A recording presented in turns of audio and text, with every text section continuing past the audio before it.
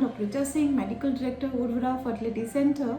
और आज हम बात करने वाले हैं आईवीएफ में होने वाले ट्रीटमेंट के सक्सेस रेट्स के बारे में कि कितने % चांसेस होते हैं कि कपल फर्स्ट टाइम में कंसीव कर जाए,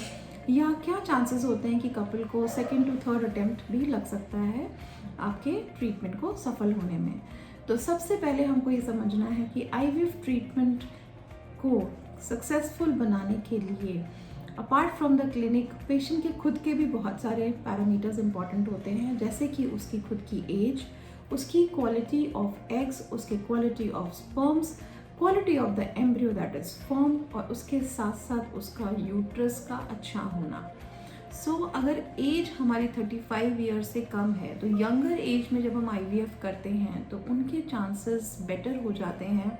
आईवीएफ के सक्सेस में, और बहुत बार लोगों को फर्स्ट साइकिल में ही कंसेप्शन हो जाता है। लेकिन अगर एज 35 ईयर से ज़्यादा है तो वही चांसेस धीरे धीरे कम होने लगते हैं, जहाँ पे अगर 30 to 50% का एक नेशनल एवरेज बोला जाता है सक्सेस का in terms of age less than 35 years, वहीं पे एज ज़्यादा हो जाती है आपके 35 ईयर से ज़्यादा, तो आपके सक्सेस कम हो जाती है ना। आपका नंबर कैसे डिसाइड करता है? तो अगर आपके पास ज़्यादा एग्स होते हैं, उन एग्स को एडवांस स्टेज तक लेके जाया जाता है जिसको कि हम बोलते हैं blastocyst stage, and at the same time आपकी क्वालिटी ऑफ एग और आपकी क्वालिटी ऑफ स्पर्म, ये 3 चीज़ें भी बहुत हद तक रिस्पॉन्सिबल होती हैं, क्योंकि अगर एम्ब्रियो अच्छा होता है तो you have a better chances of success in your IVF from the embryo perspective.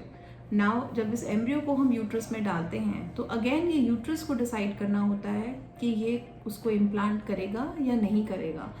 ऐसा देखा गया है कि जो यंगर एज ग्रुप्स होते हैं, जहाँ पे यूट्रस की रिसेप्टिविटी भी अच्छी होती है और जहाँ पे लाइनिंग अच्छी है, कोई एंडोमेट्रियोसिस का फैक्टर नहीं है, कोई कैविटी डिस्टॉर्टेड नहीं है, कोई फाइब्रॉइड नहीं है, कोई पॉलिप नहीं है, एक अच्छा पैटर्न है, वहाँ पे चांसेस ऑफ सक्सेस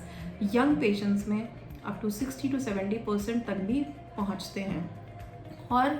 हर व्यक्ति को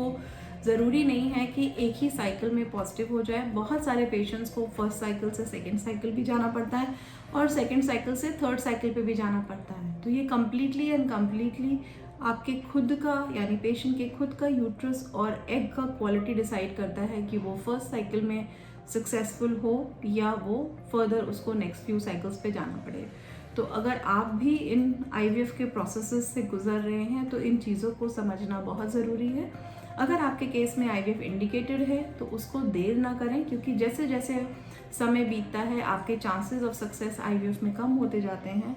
और आपकी सफलता के साइकिल्स बढ़ते जाते हैं। तो इस चीज़ का आप ध्यान रखें। For any help we are always there.